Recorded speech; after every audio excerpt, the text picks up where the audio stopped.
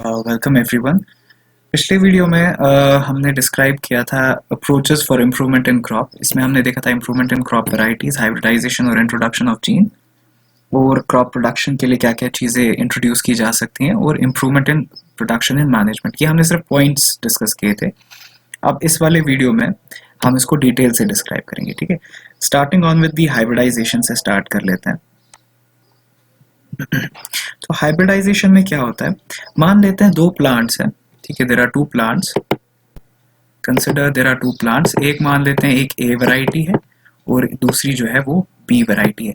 मान लेते हैं ए वैरायटी के पास जो है उसमें डिजीज रेजिस्टेंट जीन्स हैं, फाइन। और बी वैरायटी जो है उसके पास क्या है, उसके पास हाई ग्रोथ होती है, हाई यील्ड आता है उसके पास। ठीक है, तो आप चाहते हो कि ये जो दोनों ट्रेड्स हैं, ये दोनों ट्रेड्स डिजायरेबल है। आपके प्लांट्स जो होने चाहिए वो डिजीज फ्री भी होने चाहिए और उनका यील्ड भी ज्यादा होना चाहिए। तो आप चाहोगे कि ये जो है ये दोनों ट्रेड्स जो है वो एक ही प्लांट में हो, तो आप इनको ब्रीड कराओगे आपस में to obtain a variety, new variety as C, which will contain both the desirable traits from A and B as. तो मतलब दोनों के उनके डिजायरेबल ट्रेड सी में होंगे। तो इस वाले क्रॉस ब्रीडिंग करने को वी कॉल एज हाइब्रिडाइजेशन, जिससे आप एक रिक्विजिट या आपको जो भी अच्छे ट्रेड्स लगते हैं या आपको रिक्वायर्ड ट्रेड्स हैं वो आप ट्राई करते हो कि एक ही स्पीशीज में आ जाए।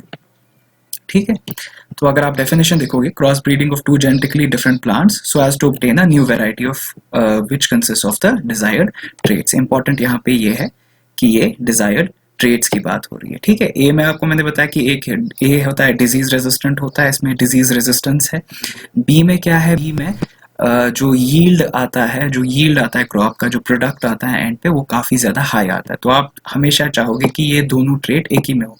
और सी एक ऐसी वैरायटी प्रोड्यूस हो जाएगी जो डिजीज रेजिस्टेंट भी होगी प्लस उसमें ज्यादा यील्ड भी होगा। फाइन। अब हाइब्रिडाइजेशन जो होता है, हाइब्रिडाइजेशन तीन तरह का हो सकता है। ठीक है, इसमें आता है इंटर वैराइटल आता है, ठीक है, इंटर स्पेसिफिक आएगा और इंटर जेनेरिक। वैराइटल में क्या होगा, एक ही स्पीशीज की डिफरेंट वैरायटीज के बीच में आप ब्रीडिंग करवाओगे। ठीक है, इंटर स्पेसिफिक में एक ही स्पीशीज के बीच में कराओगे। ठीक है, दो जो स्पीशीज हैं एक ही स्पीशीज के विद, ठीक है, या दो species with in the same genus के बीच में आप कराओगे, क्या कराओगे, हाइब्रिडाइजेशन कराओगे। इंटर जेनेरिक में दो डिफरेंट जीनस का आप आपस में ब्रीडिंग करवाओगे। ये आपको पता, अगर आपने डाइवर्सिटी पता होगा, आपको पता है फिर फैमिली, ऑर्डर, क्लास आती है, वो वाली चीजें आ जाती, और जीनस आता है, और सबसे नीचे का होता है स्पीशीज। ठीक है, तो interspecific between two different species of the same genus, varietal अगर दो varieties of the same species. और इंटर जेनेरिक में क्या आएगा, इंटर जेनेरिक में आपका आ जाता है between genus, two different genus के बीच में आप हाइब्रिडाइजेशन करा लेते हो। ठीक है, so this is all about hybridization. बस इसमें ज्यादा और टच करने की जरूरत कुछ है नहीं, ये इतना ही। नेक्स्ट अगर आप देखोगे इंट्रोडक्शन ऑफ जीन। ठीक है, इंट्रोडक्शन ऑफ जीन में क्या करते हैं, आप क्या करते हो, आप प्लांट्स में आइडेंटिफाई कर लेते हो वो, क्योंकि प्लांट्स में जो भी कैरेक्टरिस्टिक्स आती हैं it is because of their genes, या डीएनए में वो कोडेड इंफॉर्मेशन होती है कि कौन सा ट्रेट किस तरीके से प्रोड्यूस करना है। फाइन, आप इसमें क्या कर लेते हैं, वी आइडेंटिफाई द जीन जो एक डिजायरेबल ट्रेट प्रोड्यूस करता है। फॉर एग्जांपल डिजीज रेजिस्टेंस का ही ले लेते हैं, आप वो जीन आइडेंटिफाई कर लेते हो जो डिजीज रेजिस्टेंस प्रोड्यूस करता है।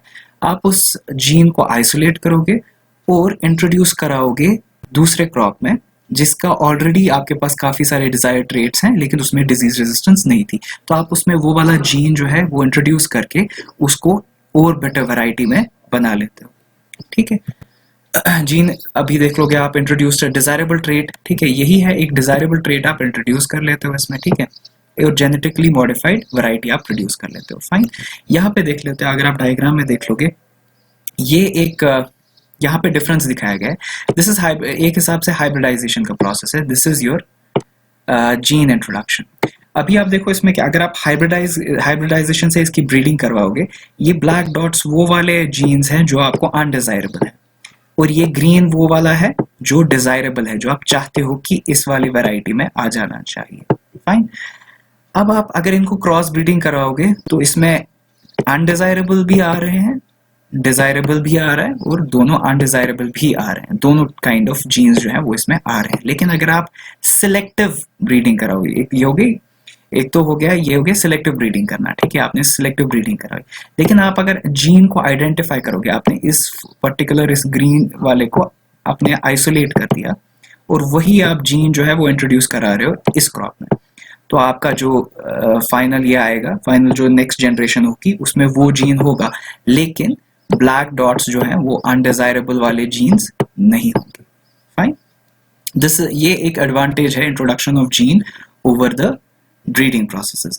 ब्रीडिंग, अगर आप सिलेक्टिव ब्रीडिंग जैसे हाइब्रिडाइजेशन कर रहे हो तो उसमें काफी चांसेस ये भी हैं कि जो एक के अनडिजायरेबल ट्रेट्स हैं वो दूसरी जनरेशन में ट्रांसफर हो जाए, लेकिन इंट्रोडक्शन ऑफ जीन में ऐसा नहीं होता। फाइन, नेक्स्ट देख लेते हैं। अब क्रॉप यील्ड जो है वो किन किन चीजों पे डिपेंड करता है।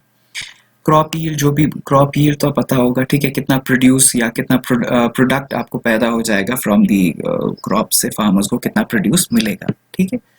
तो वो देख लेते हैं, वो किन किन फैक्टर्स पे डिपेंड कर लेता है। पहला अगर आप देखोगे seeds use by the farmers, अगर आप ग्रीन रेवोल्यूशन का आपको याद होगा, हमने पहले ही कहा था कि हमने उसमें क्या HYVS high yielding variety seeds introduce किए थे, ठीक है। High yielding variety of seeds का इंट्रोड्यूस करने का यही मतलब है कि उनका ग्रोथ पीरियड कम होता है और वो ज्यादा प्रोड्यूस कर पाते हैं, हायर वैरायटी प्रोड्यूस कर पाते हैं, ठीक है, और उनको जो न्यूट्रिएंट कंटेंट जो उनको चाहिए होता है वो भी कम ही होता है, ठीक है। Better variety of seeds use करने से नेचुरली आपका जो क्रॉप यील्ड होगा वो इंक्रीज हो जाएगा। क्लाइमेट और वेदर कंडीशंस, नेसेसरी है कि आपको वो वाले क्लाइमेट कंडीशंस वहां पे प्रेवलेंट होने चाहिए जो आपको क्रॉप यील्ड इंक्रीज करने में मदद करेंगे, ठीक है। ऐसा ना हो कि आपने कोई समर का क्रॉप लगा दिया, जैसे जैसे अभी इन दिनों देखने को मिलता है, आप लोग समर क्रॉप मतलब कोई ग्रो करा लेता है फार्मर, तो अचानक से क्या हो जाता है, अचानक से हेल स्टोन्स गिरने लगते हैं, तो वो सारी जो उनकी फसल हो जाती है वो खराब हो जाती है, ठीक है। तो बेमौसम बारिश होना या हेल स्टोन होता है, वो सारी जो आपका यील्ड है वो डिस्ट्रॉय कर लेते हैं। तो क्लाइमेट और वेदर कंडीशंस, खैर ये तो ये वाली चीजें ये तो हम कंट्रोल नहीं कर सकते हैं फिलहाल के लिए। अब आर्टिफिशियल रेन और बाकी चीजें लाई गई हैं, कुछ उसके मेथड्स भी होते हैं, कभी डिस्कस करेंगे वो भी, तो लेकिन फिलहाल के लिए we can say that we can not control climate on its own, है ना, हम कंट्रोल नहीं कर सकते। सो ये वाले फैक्टर जो हैं, ये वाली चीजें भी हैं जो इन्फ्लुएंस कर लेती हैं क्रॉप यील्ड। नेक्स्ट आप देखोगे ड्यूअलिटी ऑफ द सॉइल। इसमें आपका ड्यूअलिटी ऑफ द सॉइल में आपको सिर्फ प्रॉपर्टीज ऑफ द सॉइल, उसमें क्या क्या न्यूट्रिएंट्स होंगे, और हाईली सैलाइन सॉइल जो होती है वो प्रेफर की जाती है, ठीक है। नेक्स्ट आप देख लो अवेलेबिलिटी ऑफ वाटर। नेचुरली आपको पता ही है, ग्रोथ होने के लिए, क्रॉप यील्ड इंक्रीज करने के लिए वाटर बहुत जरूरी है। जितना पानी आपके पास होगा, जितनी वाटर होल्डिंग कैपेसिटी होगी, ठीक है, water holding capacity is necessary, ठीक है, वाटर होल्डिंग कैपेसिटी वो नेसेसरी है प्लांट्स के लिए, ठीक है। वाटर होल्डिंग कैपेसिटी ज्यादा होनी चाहिए सॉइल में, ताकि प्लांट्स जो है वो इजीली ग्रो कर पाए। फाइन, नेक्स्ट देख लेते हैं क्रॉप प्रोडक्शन मैनेजमेंट, ठीक है। इंप्रूवमेंट्स इन क्रॉप यील्ड भी देख लिया हमने, अभी क्रॉप प्रोडक्शन मैनेजमेंट देखेंगे किस तरीके से की जा सकती है। इसमें आप देखोगे चॉइस ऑफ फार्मिंग, ठीक है। क्रॉप प्रोडक्ट, अभी हम जो प्रोडक्शन और जो भी हम प्रोड्यूस कर रहे हैं या जो भी हमने बाकी सारी चीजें जो है फार्मिंग में यूज की गई हैं, उनको कैसे मैनेज किया जाएगा। चॉइस ऑफ फार्मिंग, अब किस किस चीज पे क्या क्या यूटेंसिल्स या क्या क्या चीजें फार्मर एक इस्तेमाल करेगा, वो किस किस चीज पे डिपेंड करता है। पहला जो आता है फाइनेंशियल रिसोर्सेज। नेचुरली जितना आपके पास पैसा होगा उतना ही ज्यादा आप इक्विपमेंट, उतना ही ज्यादा फर्टिलाइजर्स, उतने ही मॉडर्न मेथड्स ऑफ इरिगेशन, बाकी चीज आप अप्लाई कर सकते हो। सो फाइनेंशियल अवेलेबिलिटी काफी जरूरी है। दूसरा होता है अवेलेबिलिटी ऑफ यूटिलिटी रिसोर्स। मान लेते हैं कोई ऐसी कंडीशन है, कोई जगह है, वहां पे लोगों के पास या फार्मर्स के पास पैसा तो है, लेकिन वहां पे कोई ऐसा शॉप नहीं है जहां से आप फर्टिलाइजर्स खरीद सकते हो, तो उन पैसे का क्या फायदा, ठीक। तो अवेलेबिलिटी, उस जगह पे अवेलेबिलिटी रिसोर्सेज की होनी चाहिए। फाइन, नेक्स्ट देख लेते हैं अवेयरनेस। हाँ, अब अगर फार्मर को तब तक ये पता नहीं होगा कि क्या क्या रिसोर्सेज अवेलेबल हैं जिससे मैं क्रॉप यील्ड इंक्रीज कर सकता हूँ, फर्टिलिटी इंक्रीज कर सकता हूँ, तो फिर आगे जाके वो कैसे इंक्रीज करेंगे। So these 3 factors are important in the choice of farming, ठीक है। चॉइस ऑफ फार्मिंग के लिए ये तीनों फैक्टर्स जो होते हैं वो काफी इंपॉर्टेंट रहते हैं। नेक्स्ट आता है इसी के साथ major factors in financial resources on the basis of which the production, है ना, मतलब किस तरीके से फाइनेंशियल रिसोर्सेज के हिसाब से आप कैसे इसको डिस्ट्रीब्यूट करोगे। इसमें लो कॉस्ट आएगा, no cost, low cost and high cost. ठीक है, लो कॉस्ट में आप बिल्कुल भी कोई जो एक्स्ट्रा कॉस्ट है वो यूज नहीं कर रहे हो। This can only be done in cases अगर आप एनिमल हस्बेंड्री जो है, एनिमल हस्बेंड्री जो है वो साइडवेज कैरी आउट कर रहे हो, क्योंकि उसमें से जो वेस्ट निकलता है वो आप एज मैन्योर यूज कर सकते हो इन द फील्ड्स। ठीक है, तो वहां पे जो फर्टिलाइजर्स का कॉस्ट जो होता है वो बच जाता है। या अगर आप लिटरली कोई कॉम्पोस्टिंग कर रहे हो, वो भी हमें आगे चीजें पढ़नी है, तो उससे आपका जो काफी सारा कॉस्ट है फर्टिलाइजर्स का, पेस्टिसाइड्स का तो खैर, फर्टिलाइजर्स का जो कॉस्ट होता है वो बच जाता है। लो कॉस्ट में अभी आप मान लेते हैं आपके पास कुछ बजट है छोटा सा, आपके पास कम बजट है, so you have to choose between fertilizers लाऊं मैं नए, किस तरीके का इरिगेशन सप्लाई करूं मैं, या पेस्टिसाइड्स लाए जाएं, क्या चीजें लाएं, so you have to choose between the three. तो वो लो कॉस्ट में आता है, उसमें लो काइंड ऑफ मशीनरी भी यूज होती है, आप कोई हाई एंड मशीनरी की तरफ नहीं जाते हो, ट्रैक्टर्स और वो हार्वेस्टर्स वैसे आप यूज नहीं करते हो, सो that is all included in the low cost. High cost में सब आते हैं, सब चीजें मशीन से कैरी आउट की जाती है, प्लफिंग आप ट्रैक्टर से करोगे, आप हार्वेस्टिंग हार्वेस्टर्स के थ्रू करोगे, बाकी बहुत सारी चीजें हैं। आप इसका वैल्यू एडेड सर्विसेज प्रोवाइड कर सकते हो, इसमें वैल्यू एडेड आप इसमें काफी सारी चीजें भी होती है। आजकल अगर आपने पढ़ा होगा जीआई इंडिकेशंस होती हैं, उससे एक प्रोडक्ट का वैल्यू जो होता है वो बढ़ जाता है। कभी कभी और ये डिस्कस करेंगे वाली चीजें भी। खैर आगे चलते हैं। न्यूट्रिएंट्स। अब न्यूट्रिएंट्स क्या होता है? न्यूट्रिएंट्स वो वाले एलिमेंट्स और कंपाउंड्स होते हैं जो प्लांट्स के लिए काफी नेसेसरी है उनके ग्रोथ के लिए और नॉर्मल फंक्शनिंग के लिए। नेचुरली जैसा हमने पहले भी डिस्कस किया था, फूड भी इसीलिए नेसेसरी है क्योंकि वो न्यूट्रिएंट्स प्रोवाइड करता है, और न्यूट्रिएंट्स ही क्या करते हैं? Proper functioning of the body करते हैं। ठीक है, प्लांट्स में भी वही खेल है उसका भी, और उसको ग्रोथ के लिए काफी इंपॉर्टेंट रहता है। ठीक है, वही है, नरिशमेंट की जरूरत पड़ती है उनको। अब इसमें दो टाइप्स होंगे। न्यूट्रिएंट्स जो ज्यादा क्वांटिटी में जरूरत पड़ते हैं वो मैक्रो न्यूट्रिएंट्स होते हैं, जो लेस क्वांटिटीज में होंगे वो माइक्रो न्यूट्रिएंट्स होंगे। ठीक है, ये आपका आ गया मैक्रो न्यूट्रिएंट्स जो लार्ज क्वांटिटीज में जरूरत होंगे। ठीक है, जो स्मॉल क्वांटिटीज में जरूरत होंगे वो आपको माइक्रो न्यूट्रिएंट्स में चले जाते हैं।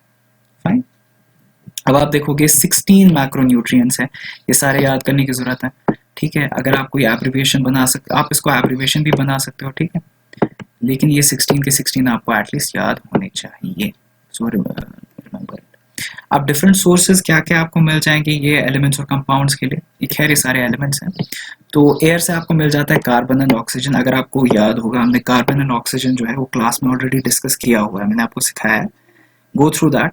और नेचुरली एयर जो होता है वो कार्बन और ऑक्सीजन के का सोर्स बन जाता है। वाटर से आप वाटर तो आपको पता है, ये water is suppose to be, water का symbol is H2O, that it is two atoms of hydrogen and one atom of oxygen.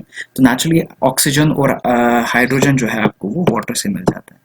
और soil is the most important source natural, इसीलिए हम सॉइल की बहुत ज्यादा इंपॉर्टेंस होती है एग्रीकल्चर में, क्योंकि सारा जो मैक्रो और माइक्रो न्यूट्रिएंट्स है, almost all the micro and the macro nutrients are obtained from soil.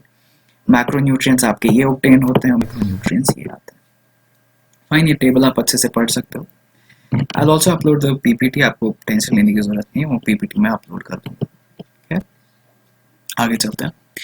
Effects of lack of nutrients, simple ही है, अगर लैक ऑफ न्यूट्रिएंट नहीं होगी, प्रॉपर फंक्शनिंग नहीं होगी ऑर्गन्स की, ठीक है, और जो प्लांट है वो सूख जाएगा, विल्ट हो जाएगा। ठीक है, और दूसरा भी आपका ये भी है कि वो ग्रो नहीं हो पाएगा, उसका यील्ड कम हो जाएगा। ठीक है, खैर फैक्टर्स हैं वो सारे, अच्छे से पॉइंट टू पॉइंट डिस्कस कर लेते हैं। पहला, प्लांट बिकम ससेप्टेबल डिजीजेस। अब अगर न्यूट्रिएंट्स कम हो जाएंगे, नेचुरली उसमें डिजीजेस बहुत ज्यादा आने लगेंगी। ह्यूमंस का भी अगर एग्जांपल हो गया, जैसे सिंपल एग्जांपल ले लेते हैं, अगर आयोडीन अगर कम हो जाता है तो आपको पता है, ये पता होगा, गोइटर हो जाता है। ठीक है, वो स्वेलिंग होती है इसकी। ठीक है, तो प्लांट्स में भी सर्टेन डिजीजेस होते हैं, प्लांट्स में भी सर्टेन डिजीजेस होती हैं जो किसकी वजह से आ जाती हैं? लैक ऑफ न्यूट्रिएंट्स की वजह से। ठीक है, वाइटनिंग वो देखी होगी, अगर कभी कभी सरफेस पे हो जाती है, वाइट वो प्रोड्यूस हो जाते हैं, वो इसके वो माल न्यूट्रिशन की वजह से भी होते हैं। It can also be due to some pest acting on to the, वो उस पे प्लांट पे एक्ट कर रहे हैं, बाकी चीजें भी हो सकती हैं। तो खैर वो भी इसका एक रीजन होता है। Next is no proper growth of the plant. Naturally अगर आपको न्यूट्रिएंट्स नहीं मिल रहे हैं तो प्रॉपर ग्रोथ ऑफ प्लांट नहीं होगा। खैर, प्लांट्स में विल्ट एंड डाई। विल्ट का मतलब होता है सूखना या सड़ना। ठीक है, सो विल्ट, रिमेंबर दिस वर्ड, आपका आंसर मोर अप्रोप्रिएट और अच्छा बन जाएगा, प्रेजेंटेबल हो जाएगा अगर आप अच्छे अच्छे वर्ड्स यूज करोगे। सो यूज द प्लांट्स में wilt and die in this case. The plants may not be able to reproduce naturally. अगर आपको पहले ही lack of nutrients है तो आप नई generation कैसे produce कर पाओगे, ठीक है? So it is very necessary कि reproduction के case में भी it is very necessary कि आपको lack of nutrients नहीं होने चाहिए, ठीक है? Lack of nutrients means कि nutrients जो है वो कम मिल रहे हैं, ठीक है? Next देख लेते हैं methods of providing adequate nutrients, है ना। अब ये तो हमें पता चला कि न्यूट्रिएंट्स जो हैं वो अगर लैक हो जाएंगे तो क्या क्या चीज़ें हो सकती हैं, ठीक है। तो अब कैसे हम इंश्योर करेंगे कि जो प्लांट्स को है वो प्रॉपर न्यूट्रिएंट्स उनको मिले, तो उसके लिए कुछ तरीके हैं। मेन दो चीज़ें आपको याद रखनी है, मैन्यूअर और फर्टिलाइजर्स, ठीक है। मैन्यूअर और फर्टिलाइजर्स आपको अच्छे से याद रखना है। मैन्यूअर्स आपका क्या होता है, मैन्यूअर्स में आपके सिर्फ ऑर्गेनिक कंपोनेंट्स होते हैं, ठीक है। ऑर्गेनिक वेस्ट आते हैं, organic waste particularly animal excreta, ठीक है, एनिमल एक्सक्रीटा और प्लांट वेस्ट जो भी जनरेट हो जाएंगे, ये दो चीज़ें जो है वो मैन्यूअर में की जाती हैं, यूज़ की जाती है। तो कंप्लीटली ऑर्गेनिक होता है ये, ठीक है। और इसमें कितने टाइप्स होते हैं, ये मेनली दो टाइप के होते हैं, कॉम्पोस्ट और वर्मी कॉम्पोस्ट, ठीक है, ये अलग से दोनों डिस्कस करना है। और ग्रीन मैन्यूअर्स होते हैं, दो चीज़ें आती है, compost, vermi compost and green manures, ये दोनों हम अच्छे से डिस्कस कर लेंगे। फर्टिलाइजर्स में क्या, फर्टिलाइजर्स जो होते हैं वो आर्टिफिशियल मटेरियल्स होते हैं, ठीक है। अब आर्टिफिशियल मटेरियल्स में अगर आप ऑर्गेनिक कंटेंट यूज करोगे तो दैट बिकम्स ऑर्गेनिक फर्टिलाइजर्स, ठीक है, लाइमस्टोन एंड रॉक फॉस्फेट जैसे आगे। और अगर उसमें इनऑर्गेनिक कंपोनेंट्स होंगे तो इट बिकम्स आर्टिफिशियल फर्टिलाइजर्स, ठीक है, इट बिकम्स आर्टिफिशियल फर्टिलाइजर्स। ये आपके कुछ एग्जांपल्स हैं ऑर्गेनिक एंड आर्टिफिशियल फर्टिलाइजर्स के लिए, ठीक है। Fertilizers man made produce, simple difference है, जो फर्टिलाइजर्स होते हैं वो मैन मेड प्रोडक्ट्स होते हैं, ठीक है, to increase the fertility of the soil. और मैन्यूअर्स जो होते हैं वो ऑर्गेनिक कंटेंट होता है, एनिमल एक्सक्रीटा डायरेक्टली, उसमें कोई ह्यूमन इंटरवेंशन आप नहीं कर रहे हो यूज, उसमें सिर्फ जो है animal excreta, plant waste, direct organic components को आप यूज कर रहे हो to improve the fertility of the soil. So this finishes the manures and fertilisers. अब इनको अलग अलग से डिस्कस करेंगे। Will start with compost and vermi compost first and green manures उसके साथ, and we will be also discussing about fertilisers. और इसमें मेन एक और क्वेश्चन ये भी है कि फर्टिलाइजर्स और मैन्यूअर में डिफरेंस क्या है, ठीक है, what is the difference between the two, what is the difference between the two, ठीक है, ये भी एक क्वेश्चन आ जाता है, वो भी देख लेंगे। नेक्स्ट जो आपका आता है फीचर्स ऑफ मैन्यूअर्स, ठीक है, क्या क्या फीचर्स आते हैं मैन्यूअर्स में, ठीक है। पहला आता है कि ये कंप्लीटली ऑर्गेनिक कंटेंट होता है, जैसे मैंने पहले भी बताया, कंप्लीट ऑर्गेनिक कंटेंट, इसमें एनिमल एक्सक्रीटा होता है, प्लांट का वेस्ट यूज होता है। प्लांट का वेस्ट में अगर आप देखोगे, प्लांट का जो जैसे छिलका विलका होता है, अगर आप फ्रूट्स ले रहे हो तो उसके छिलके विलके होते हैं, ठीक है, या अगर प्लांट्स विल्ट हो जाएं, डाई हो जाएं, तो उनकी जो भी उनके पार्ट्स होते हैं, ठीक है, लीव्स, ब्रांचेस एक्सेट्रा, वो सारी चीजें इसमें मैन्यूअर की तरह ऐड हो जाती हैं। और इसकी वजह से जो फर्टिलिटी होती है सॉइल की वो इम्प्रूव हो जाती है, ठीक है। न्यूट्रिएंट्स भी होते हैं। अब लेकिन आपको ख्याल ये रखना है कि मैन्यूअर्स में जो न्यूट्रिएंट कंटेंट होता है ना वो लो होता है, इसका न्यूट्रिएंट कंटेंट जो होता है वो लो होता है, इसलिए यहाँ पे मैंने लिखा है इन स्मॉल क्वांटिटीज, क्योंकि इसमें न्यूट्रिएंट कंटेंट लो होता है। अगर इसमें न्यूट्रिएंट कंटेंट हाई होता तो हमें फर्टिलाइजर बनाने की जरूरत नहीं पड़ती, लेकिन क्योंकि इसमें जो न्यूट्रिएंट की कंटेंट कम है, इसलिए हमें कभी कभी फिर फर्टिलाइजर्स, कभी कभी most of the time we have to use fertilizers, ठीक है।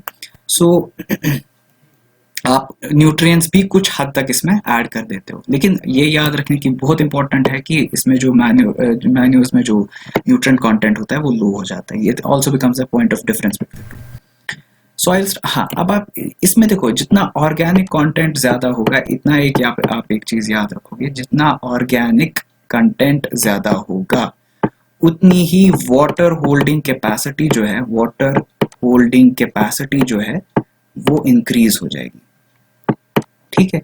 जितना आपका ऑर्गेनिक कंटेंट ज्यादा होगा, वाटर होल्डिंग कैपेसिटी उतनी ही इंक्रीज हो जाएगी, और जितना सॉइल में वाटर स्टोर होगा उतना ही ज्यादा अवेलेबल होगा पानी के लिए, अब्जॉर्ब करने के लिए, तो वो अच्छी बात है। आपको उतनी ही इरिगेशन कम करनी पड़ेगी, यूटिलाइज करनी पड़ेगी, लॉस नहीं, वाटर लॉस नहीं हो रहा। सो मैन्यूअर ऐड करके आप ज्यादा ऑर्गेनिक मैटर इसमें ऐड कर रहे हो, तो therefore the water holding capacity जो है वो क्या हो जाती है, इंक्रीज हो जाती है, therefore it tends to hold more amount of water. ये याद रख लेना, ये रिलेशन, जितना ज्यादा ऑर्गेनिक कंटेंट होगा उतनी ही ज्यादा वाटर होल्डिंग कैपेसिटी होगी। फाइन। आगे नेक्स्ट पॉइंट आ जाता है हमारे पास, अवॉइड्स वाटर लॉगिंग, क्योंकि पानी सब एक जगह पे डिस्ट्रीब्यूटेड है, जमा हो जाता है, ठीक है, अलग अलग।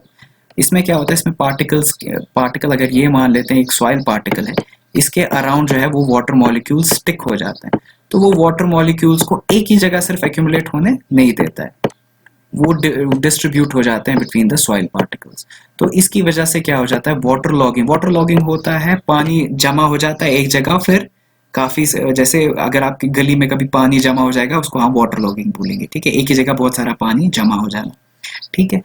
और ड्रेनेज, अब अगर क्या होगा, कभी कभी क्या हो जाता है, पानी इजीली ड्रेन आउट हो जाता है सॉइल से, अगर उनको इजी कोई रास्ता मिल जाएगा निकलने का, लेकिन ऑर्गेनिक कंटेंट से ये जो वाटर मॉलिक्यूल्स होते हैं ये स्टिक रहते हैं, ये स्टिक हो जाते हैं सॉइल पार्टिकल्स को ऑर्गेनिक कंटेंट की वजह से। तो देयरफॉर जो ये पानी है वो सॉइल से निकलता नहीं है, वो within the soil particles ही रह जाता है, ठीक है। So these are some of the features of the manures. और एक और है, अच्छा, हेंस कंप्लीटली हेल्दी फॉर, ये सिंपल है, अगर ये सिर्फ ऑर्गेनिक कंटेंट इसमें इस्तेमाल हो रहा है विच इज डिग्रेडेबल, ठीक है, ये बायोडिग्रेडेबल है, तो नेचुरली ये एनवायरनमेंट को कोई भी पोल्यूशन जनरेट नहीं कर रहा है एनवायरनमेंट के लिए, ठीक है, ये भी इसका एक एडवांटेज है।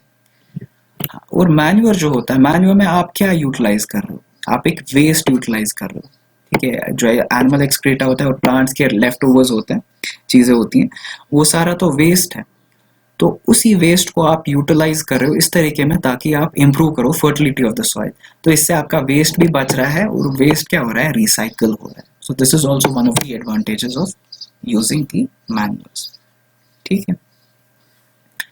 आगे चलते हैं, कॉम्पोस्टिंग देख लेते हैं। अब कॉम्पोस्टिंग में सिंपल आप एक चीज याद रखोगे, इसमें क्या होता है, बहुत सारा जो वेस्ट मटेरियल्स होता है ऑर्गेनिक कंटेंट, लेकिन हम ऑर्गेनिक कंटेंट की बात करें क्योंकि this is a part of being manures, है ना, ये मैन्यूअर का पार्ट है, this is a part of manure, ठीक है। तो इसमें ज्यादातर क्या होता है, इसमें ऑर्गेनिक कंटेंट ही ज्यादा होगा, तो बहुत सारा जो ऑर्गेनिक कंटेंट है आप जमा करते हो, एक गड्ढा खोद देते हो जमीन में और उसमें सारा जो वो वाले मटेरियल्स है वो डाल देते हो, you fill it up with the soil again, तो वो दबा रहता है उस जमीन में, ठीक है, उसको आप ऑलमोस्ट 3 महीने तक उधरी रखते हो, ऑलमोस्ट अप टू 3 मंथ्स, तो वो जो होता है वो डिकम्पोज हो जाता है, वो वाला ऑर्गेनिक कंटेंट डिकम्पोज हो जाता है और वो ऐसे स्टेट में पहुंच जाता है, 3 महीने के बाद उसमें काफी सारे न्यूट्रिएंट्स जमा हो जाते हैं, क्योंकि वो आहिस्ता आहिस्ता डिकम्पोज हो जाता है, उसमें कॉम्प्लेक्स मॉलिक्यूल्स होते हैं जो रिड्यूस डिकम्पोजिशन के बाद सिंपलर मॉलिक्यूल्स में कन्वर्ट हो जाते हैं, तो वो आपको 3 महीने तक वेट करना पड़ता है उसको डिकम्पोजिशन के लिए, ठीक है। इसमें रिसाइकिल ही आप करो, नेचुरली वही फिर से वही वाली चीज है, आप इसको रिसाइकलिंग ही कर रहे हो वेस्ट मटेरियल को, तो आप अगर proper definition, you looking for a proper definition, तो वो आपकी ये आ जाएगी प्रॉपर डेफिनेशन, ठीक है। The process of recycling farm waste material by decomposing is called composting, है। और जो भी आपको वहां पे मटेरियल मिलेगा उसको आप बोलोगे कंपोस्ट, ठीक है, जो भी आपको वहां से मटेरियल निकलेगा that will be called as the compost. और इसमें नेचुरली आपका हाई न्यूट्रिएंट कंटेंट होता है, जैसे मैंने पहले ही बताया, और ऑर्गेनिक मैटर, वही तो है, ऑर्गेनिक मैटर को ही आप यूटिलाइज कर रहे हो, इसीलिए 3 महीने के बाद उसमें आहिस्ता आहिस्ता डिकम्पोजिशन के बाद काफी सारे न्यूट्रिएंट्स जो होते हैं वो डेवलप होने लगते हैं, और जैसा कि मैंने पहले भी बताया, आपको 3 महीने एटलीस्ट इस चीज में लग जाते हैं, ऑलमोस्ट 3 मंथ्स आपको वो फिर उसमें रखना होता है मटेरियल। हाँ, अब होता कभी कभी क्या हो जाता है कि 3 महीने से ज्यादा टाइम लग सकता है अगर आपका टेम्परेचर हाई नहीं हुआ और कंपोस्ट पाइल में मॉइस्चर कम हो गया, अगर ये 2 चीजें हो जाएंगी तो 3 महीने से ज्यादा टाइम लग जाएगा, लेकिन अगर ये वाले 2 कंडीशंस, यानी टेम्परेचर, पहली बार टेम्परेचर और मॉइस्चर, ठीक है, अगर आप ये दोनों जो है ये स्टोर कर रहे हो, ये वाली चीजें जो है ये आप मेंटेन कर पा रहे हो, तो तब जाके 3 महीने के अंदर ही ये जो है ये कंपोस्ट बन जाएगा, आपका सारा वेस्ट मटेरियल जो है वो कंपोस्ट में डेवलप हो जाएगा। तो ये कुछ चीजें, ये इसमें इस टेबल में आप देख सकते हो कौन कौन सी चीजें हैं जो कंपोस्ट बनाई जा सकती हैं, या जो आप उस गड्ढे में डालोगे कौन कौन सा ऑर्गेनिक कंटेंट आप डाल सकते हो। Just go through this table once, इसको आप एक बार देख लो, इतना खास कुछ है नहीं, उतना भी ज्यादा कुछ हाई फाई है नहीं, तो बस एक बार देख लो, आपको याद हो जाएगा। क्या ना, आगे चलता है।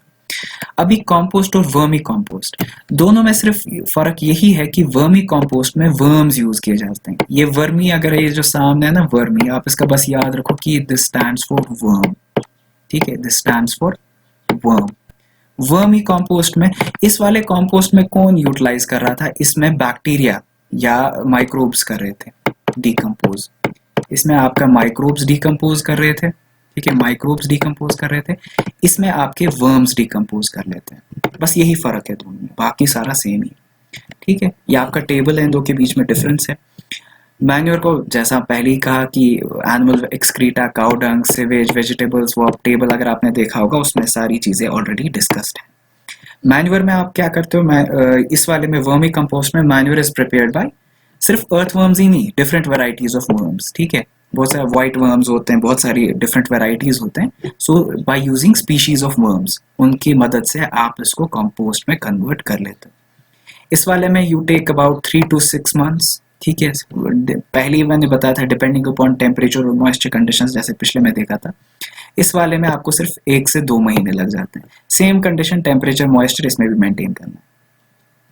इसमें आपको ये भी इंपॉर्टेंट है, इसमें आपको माइक्रोब्स डीके करते हैं, जैसा मैंने अभी बताया इससे पहले, और इस वाले में आपके वर्म्स कर लेते हैं, ठीक है। सिर्फ आप अर्थवर्म याद नहीं रखोगे, जस्ट एज एन एग्जांपल, लेकिन बहुत डिफरेंट स्पीशीज ऑफ वर्म्स इसमें यूटिलाइज किए जाते हैं इसको कंपोस्ट में बनाने के लिए, ठीक है। नेक्स्ट देख लेते हैं ग्रीन मैन्योर। ग्रीन मैन्योर में क्या होता है, इसमें आप एक सर्टेन वैरायटी ऑफ प्लांट्स जो है वो पहले ग्रो करा लेते हो, ठीक है। उन प्लांट्स का आप प्रोड्यूस तो ले लेते हो, लेकिन उन प्लांट्स को आप नए प्लांट्स लगाने से पहले वो उन प्लांट्स को निकालते नहीं हो, उन्हीं के ऊपर उनको ही सॉइल के साथ मिक्स कर लेते हो। वो उस सॉइल के साथ जो हो जाते हैं, डिकम्पोज हो जाते हैं विद टाइम, और वो ऐड कर लेते हैं न्यूट्रिएंट्स टू द सॉइल। अगर आप इसकी प्रॉपर डेफिनेशन देखना चाहते हो तो ये है, specific plants are grown and then ploughed again, है ना। आपने प्लांट्स तो ग्रो करा लिए, उनको फिर प्लफ कर दिया, उनका जो मटेरियल है वो वहीं पे रखा, जो प्लांट्स है वो वहीं पे रखे, प्रोड्यूस निकाल लिया, प्लांट्स वहीं पे हैं, उनको डायरेक्टली उनके ऊपर प्लफ करके उनको सॉइल के साथ मिक्स कर दिया, ठीक है। तो वो डिकम्पोज या डीके होके सॉइल को क्या कर लेते हैं, प्रोवाइड कर लेते हैं nutrients, particularly in form of nitrogen and phosphorus, ठीक है।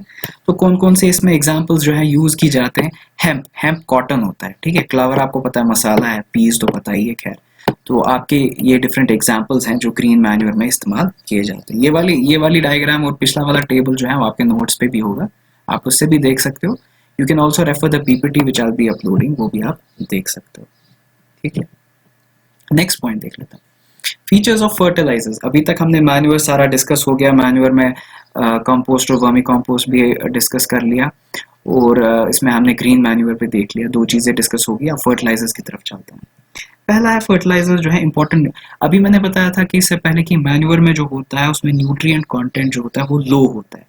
अब फर्टिलाइजर्स में नेचुरली न्यूट्रिएंट कंटेंट हाई होता है, इसीलिए ये इस्तेमाल किया जाता है। नाइट्रोजन, पोटेशियम, फॉस्फोरस, ये वाली चीजें, एटलीस्ट फॉस्फोरस आपको डायरेक्ट वेज से नहीं मिल जाता है, ठीक है। पोटेशियम, नाइट्रोजन कुछ क्वांटिटीज में मिल जाता है। Potassium and phosphorus, most important of all, phosphorus आपको एनिमल एक्सक्रीटा से ज्यादातर नहीं हासिल होता, तो उसके लिए आपको फर्टिलाइजर्स यूज करने ही करने पड़ते हैं, ठीक है।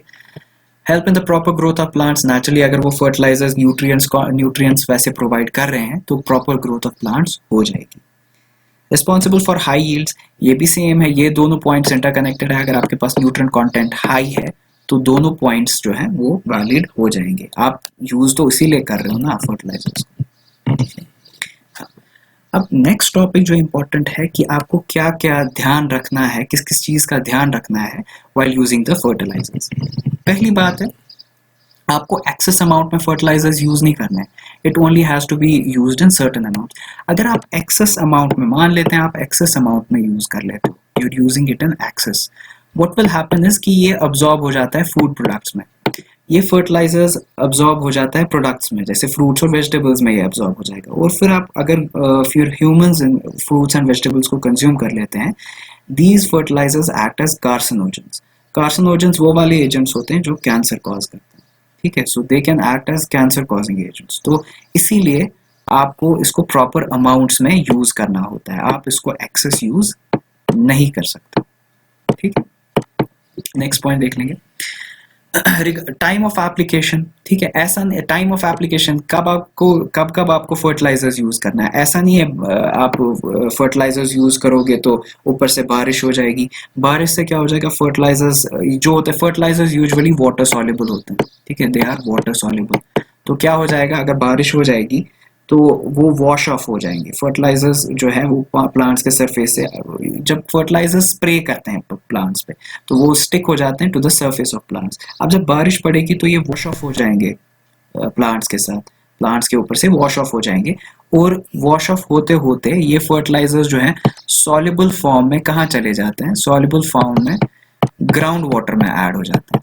ठीक है, वो ग्राउंड वाटर आपको पता है, वेल्स, अगर वेल्स की बात करेंगे तो ग्राउंड वाटर, वहां पे वाटर है, ड्रिंकिंग सोर्स है। तो अगर फर्टिलाइजर्स उसमें चले गए तो इट विल क्रिएट प्रॉब्लम, है ना, वो ड्रिंकिंग के लिए सेफ नहीं रहेगा, है ना, it won't be safe for drinking, safe नहीं रहेगा ड्रिंकिंग के लिए। So that is why time of application is also necessary.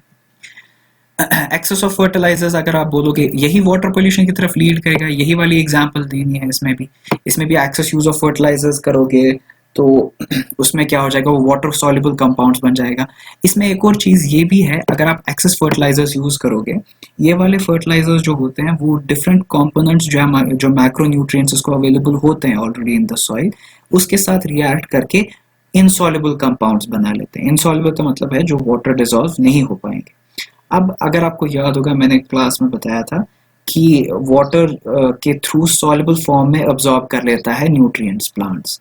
तो अगर वो इनसॉल्युबल होंगे तो वो कैसे अब्सॉर्ब कर पाएगा, इनसॉल्युबल कंपाउंड्स अगर वाटर में वो डिसॉल्व नहीं हो पाएंगे तो प्लांट्स वो वाले न्यूट्रिएंट्स एक्सट्रैक्ट नहीं कर सकता है सॉइल से, अगर वो इनसॉल्युबल होंगे। ठीक, तो देयरफॉर अगर सारे आपके जो मैक्रो न्यूट्रिएंट्स है वो फर्टिलाइजर्स की वजह से इनसॉल्युबल बन गए, वो प्लांट्स के लिए अवेलेबल नहीं होंगे एंड द प्लांट जो है उनकी प्रॉपर ग्रोथ नहीं हो पाएगी। Fertility of the soil, same reason है। अगर आपके मैक्रो न्यूट्रिएंट्स जो है वो फर्टिलाइजर्स के साथ क्या बन रहे हैं, इनसॉल्युबल कंपाउंड्स बन रहे हैं, तो वो प्लांट्स के पास तो फिर पहुंच ही नहीं रहे हैं उनका न्यूट्रिएंट्स का, तो वो सॉइल में होने का क्या फायदा है। ठीक है, तो सॉइल का क्या हो जाएगा, फर्टिलिटी विद टाइम जो है आपकी सॉइल की वो डिक्रीज हो जाएगी। ठीक है, अब डिफरेंस देख लेते हैं फर्टिलाइजर्स और मैन्यूर्स में। मोस्ट इंपॉर्टेंट क्वेश्चन आता ही रहता है, ये आप एक्सपेक्ट कर लेना, ये वाला क्वेश्चन तो आता ही आता है एग्जाम में। ठीक है, मोस्ट इंपॉर्टेंट क्वेश्चन, ये ध्यान से करना है। ठीक है, मैन्यूर्स आपका जो होता है, मैन्यूर्स ह्यूमस ऑर्गेनिक, ह्यूमस आप ऑर्गेनिक कंटेंट को ह्यूमस भी बोल सकते हो, ऑर्गेनिक कंटेंट और ह्यूमस को साइड बाय साइड। ठीक है, ये दोनों सेम ही होता है। फर्टिलाइजर्स नेचुरली मैं पहले भी बताया था ऑर्गेनिक कंटेंट नहीं देते हैं ना, ऑर्गेनिक कंटेंट उस फॉर्म में नहीं देते। अगर ऑर्गेनिक कंपाउंड्स होंगे, ऑर्गेनिक कंपाउंड्स और ऑर्गेनिक कंटेंट होना दो डिफरेंट चीजें होती हैं। मैन्यूर्स की अगर बात करेंगे, लेस रिच इन न्यूट्रिएंट्स, वो भी मैंने पहले बताया था, this is also point of difference, ये हमने डिस्कस किया है ऑलरेडी। ये आपका रिच इन न्यूट्रिएंट्स, अगर ये पहले ही रिच होते न्यूट्रिएंट्स में तो हमें फर्टिलाइजर्स यूज करने की जरूरत ही नहीं थी। लॉन्ग टर्म यूजेज अगर आप लॉन्ग टर्म यूज कर रहे हो मैन्यूर्स का तो कोई भी वो सिर्फ इंक्रीज करेगा फर्टिलिटी ऑफ द सॉइल, कोई नुकसान नहीं करेगा। लेकिन फर्टिलाइजर्स का लॉन्ग टर्म यूज करने से, मैं हमने पहले भी डिस्कस किया, वाटर पोल्यूशन हो जाएगी, फर्टिलिटी डिक्रीज हो जाएगी सॉइल की, तो ये वाले सारे जो इश्यूज हैं वो क्रिएट हो सकते हैं due to manures and fertilizers. ठीक है, नेक्स्ट देख लेते हैं ऑर्गेनिक फार्मिंग। ऑर्गेनिक फार्मिंग का आपने ऑलरेडी सुना होगा, ऑर्गेनिक प्रोडक्ट्स आजकल आते हैं। तो ऑर्गेनिक फार्मिंग जो है ये डायरेक्टली कैरी आउट की जाती है by using organic content only, यानी आप इसमें सिर्फ डायरेक्टली मैन्यूर्स यूज कर रहे हो, इसमें सिर्फ डायरेक्टली आप मैन्यूर्स यूज कर रहे हो। इसमें बहुत मेहनत लगती है, बहुत बहुत ज्यादा मेहनत लगती है, इसीलिए जो भी आप ऑर्गेनिक कंटेंट या ऑर्गेनिक फार्मिंग का खरीदते हो कुछ, वो बहुत महंगा होता है। ठीक है, उसमें आप आर्टिफिशियल केमिकल्स जो हैं, फर्टिलाइजर्स जो हैं, पेस्टिसाइड्स जो हैं वो यूज नहीं करते हो, इनमें ये चीजें यूज नहीं होती हैं। तो उसके बगैर जो आप ग्रो कराओगे नेचुरली वो ऑर्गेनिक फार्मिंग कहलाएगी। ठीक है, कीप इट इन माइंड कि फर्टिलाइजर्स और बाकी फर्टिलाइजर्स से आप यील्ड इंक्रीज करते हो, सिर्फ मैन्यूर्स इस्तेमाल करके आप क्रॉप्स तो ग्रो कर सकते हो लेकिन आपको प्रॉपर यील्ड नहीं मिलेगा। नेचुरली अगर आपका यील्ड कम है और क्या होगा, और आपको मेहनत ज्यादा लग रही है, वर्कलोड बहुत ज्यादा है, लेबर फोर्स बहुत ज्यादा है, तो नेचुरली जो भी इसके आपके प्रोडक्ट्स होंगे वो क्या होंगे, वो एक्सपेंसिव होंगे, है ना, वो एक्सपेंसिव होंगे। राइटिंग के बारे में I am working on it, थोड़ा सुधर जाएगा Aahista Aahista, I am working on it. So expensive हो जाएगा, ठीक है। तो नेट इसीलिए आपके ऑर्गेनिक जो भी प्रोडक्ट्स होते हैं वो काफ़ी महंगे होते हैं। ऑर्गेनिक फार्मिंग जो है, ओके, हेल्दी क्रॉपिंग सिस्टम, ये क्रॉपिंग सिस्टम्स यूज करते हैं, क्रॉप रोटेशन है, इंटर क्रॉपिंग है और मिक्स क्रॉपिंग है। ये हम आगे के वीडियोस में हमें डिस्कस करना ही है, ये हम आगे डिस्कस करेंगे। फिलहाल आप बस यहाँ पे याद रखो कि ये वाली चीजें इसमें इस्तेमाल होती हैं, ठीक है। नेक्स्ट देख लेते हैं, organic matter use in organic farming है। कौन कौन से मटेरियल्स यूज होते हैं? मैन्यूअर होता है, bio agents, blue green algae जो है वो उसको ब्रीदिंग में हेल्प करते हैं, ठीक है, ऑक्सीजन कंटेंट इंक्रीज करने में हेल्प कर देते हैं। बायो फर्टिलाइजर्स इसमें यूज होते हैं। बायो फर्टिलाइजर्स, आप इसमें कंफ्यूज नहीं होना है, बायो फर्टिलाइजर्स में हमने डिस्कस किया था ऑर्गेनिक कंटेंट होता है, ठीक है। ऑर्गेनिक कंटेंट वाले फर्टिलाइजर्स ही इसमें यूज किए जाएंगे, उसमें कोई भी आर्टिफिशियल कंपोनेंट नहीं होगा। दूसरा हो गया नीम लीव्स एंड टर्मरिक, क्योंकि आप नेचुरली आप पेस्टिसाइड्स तो यूज नहीं कर रहे हो ना, you are not using pesticides. Pesticides जो है वो आप इस्तेमाल नहीं कर रहे हो, तो आपको बैक्टीरिया से और बाकी पेस्ट से बचाने के लिए कुछ यूज करना है ना। So you use Neem leaves and turmeric in that in their, उनकी जगह आप यूज करोगे, ठीक, इन देयर प्लेस आप वो यूज करोगे, ठीक। तो रही बात इरिगेशन की, will discuss in the next video, तो टेक केयर।